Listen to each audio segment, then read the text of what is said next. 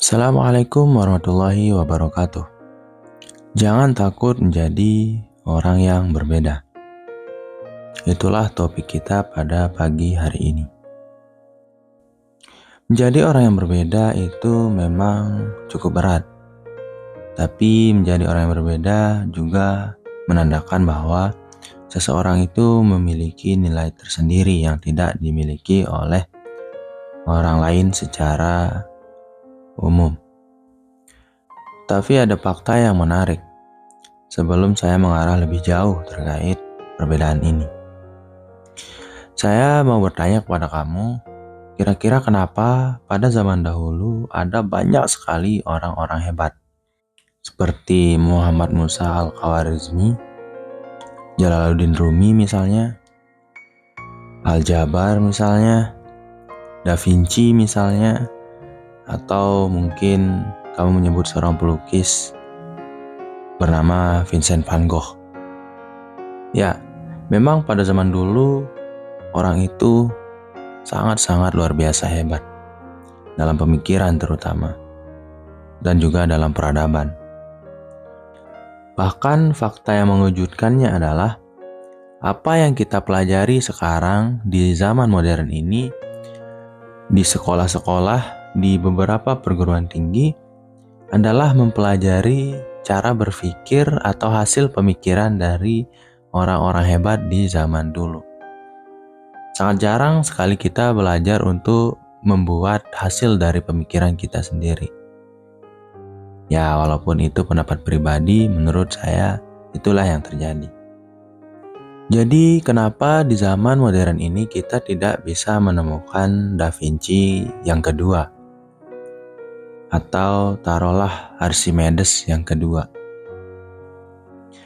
Itu karena penyebaran informasi yang terlalu masif dan terlalu sama dan terlalu luas di zaman modern ini membuat kita memiliki kualitas manusia yang hampir setara di semuanya. Kualitas pemikiran kita juga bisa menjadi sama jika kita mengonsumsi pemikiran atau tontonan yang sama dengan orang lain secara umumnya. Memiliki perkembangan informasi yang luas, penyebaran informasi yang cepat, memiliki dampak negatif dan positif seperti tadi. Kita menjadi tepat tahu tentang informasi luar, tapi kita juga menjadi terlalu fokus pada sesuatu yang sebenarnya ada yang lebih bisa kita perjuangkan selain hal tersebut. Inilah yang tidak dimiliki oleh orang pada zaman dulu, di mana dulu itu informasinya itu penyebarannya itu sangat-sangat lambat. Otomatis mereka akan sibuk dengan apa yang mereka geluti setiap hari. Mereka hanya fokus untuk mencari dan berpikir tentang kehidupan dan misteri-misteri yang belum pernah dipecahkan oleh manusia. Jadi jika kita bayangkan seorang Da Vinci hidup di tengah masyarakat kita di zaman sekarang, pasti mereka akan menganggap 100% manusia itu dungu karena terlalu sibuk memikirkan apa yang tidak perlu dipikirkan. Perbedaan yang mencolok dari sebuah pemikiran, sebuah kebiasaan, membuat ketimpangan perbedaan yang sangat jauh. Maka dari itu, jangan takut untuk menjadi orang yang berbeda. Justru saya akan mengajak kamu untuk mari menjadi orang yang berbeda, tentu secara positif. Menjadi orang yang berbeda itu akan membuat kita menjadi orang yang sangat mencolok, yaitu bebannya. Tapi masalah terbesar dari perbedaan adalah kita akan dijauhi oleh orang secara umum. Ya, itu memang terjadi. Karena pemikiran, sifat, dan perilaku kita itu akan berbeda dari orang secara umumnya.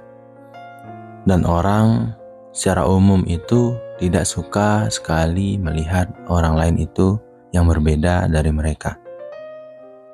Mereka akan tidak nyaman, risih, dan menjaga jarak.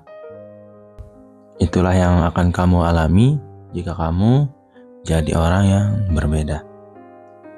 Tapi sayangnya kalau kamu tidak menjadi orang yang berbeda, kamu tidak akan pernah bisa menghasilkan sesuatu yang berbeda dan unik.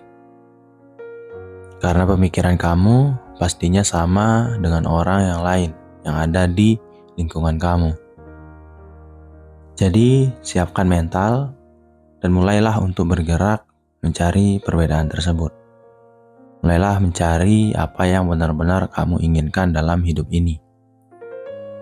Jika kamu ingin menjadi orang yang sukses dalam bidang pendidikan misalnya, kamu hanya perlu melampaui tingkat pelajaran yang diberikan oleh guru kamu atau dosen kamu saat ini. Kenapa seperti itu? Karena kalau kamu masih terjebak dengan pelajaran yang diberikan oleh guru kamu pada hari ini, itu tandanya kamu masih bukan orang yang berbeda dalam bidang tersebut. Karena tentu saja guru memberikan pelajaran tersebut untuk banyak siswa yang ada di satu lingkungan, yang mana menyatakan bahwa semua orang atau semua siswa itu belum paham tentang apa yang disampaikan oleh guru tersebut. Jadi bagaimana jika kamu sudah melampaui ilmu yang sudah disampaikan oleh guru kamu? Ya, caranya itu dengan mengubah kebiasaan.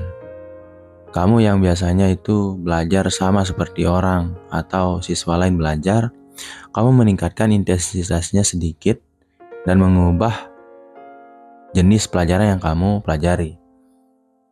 Dengan begitu, kamu akan memiliki ilmu yang lebih tinggi dan juga memiliki perbedaan jenis ilmu yang lebih beragam daripada siswa kebanyakan. Disinilah masalah mulai muncul. Yang pertama, orang-orang mulai kaget dengan perbedaan yang kamu ciptakan atau yang muncul dalam sifat kamu dan kebiasaan yang biasa kamu lakukan. Setelah itu, mereka mulai merasa tersaingi dan tidak bisa mengikuti. Alhasil, mereka itu memilih untuk menjauh dari kamu karena mereka itu tidak nyaman.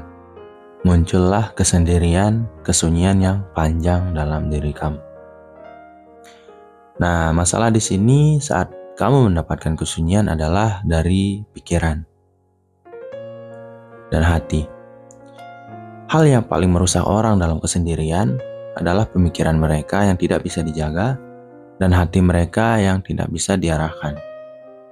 Jika kamu bisa matang dalam kesendirian ini, kamu tidak akan terkena depresi ataupun gangguan mental lainnya. Jadi kuatkan mental dulu sebelum mau berubah ke arah perbedaan ini. Setelah kamu berhasil menjadi orang yang berbeda, kamu akan dijauhi oleh semua orang. Oleh orang yang menganggap diri mereka itu sama dengan orang lain kebanyakan. Dalam konteks lain disebut mayoritas. Setelah kamu bisa menjadi orang yang berbeda dan kamu bisa menangani kesendirian kamu bisa memanfaatkan kesendirian tersebut untuk mempelajari hal-hal yang lebih luas lagi dan lagi setiap harinya.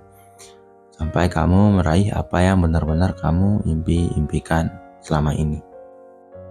Nah, solusi yang bisa kamu lakukan untuk mengatasi kesepian, kesendirian yang kamu alami saat kamu menjadi orang yang berbeda ini adalah setelah kamu merasa bahwa kamu sudah mendapatkan banyak sekali ilmu atau kamu sudah menjadi orang yang benar-benar berbeda dalam beberapa kualitas kehidupan, kamu bisa mempelajari apa yang harus kamu lakukan untuk membuat orang lain itu kembali kepada kamu. Karena pada akhirnya kita itu adalah makhluk sosial. Jadi kita perlu mempelajari makhluk lain untuk bisa berkembang lebih jauh dan mendapatkan hal-hal yang tidak bisa kita dapatkan saat sendirian. Nah, setelah perbedaan itu muncul, kamu bisa belajar tentang sifat manusia, cara bergaul yang baik dan benar, kemudian berbagai hal-hal atau deduksi-deduksi yang bisa kamu praktikkan untuk meningkatkan kepekaan emosional kamu saat kamu bergaul bersama orang lain. Itu akan membuat kamu menjadi orang yang bisa lebih disukai, justru bisa memberikan manfaat yang lebih kepada orang secara umum.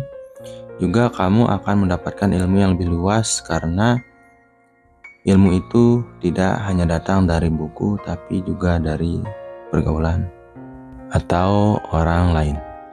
Sekian, wassalam.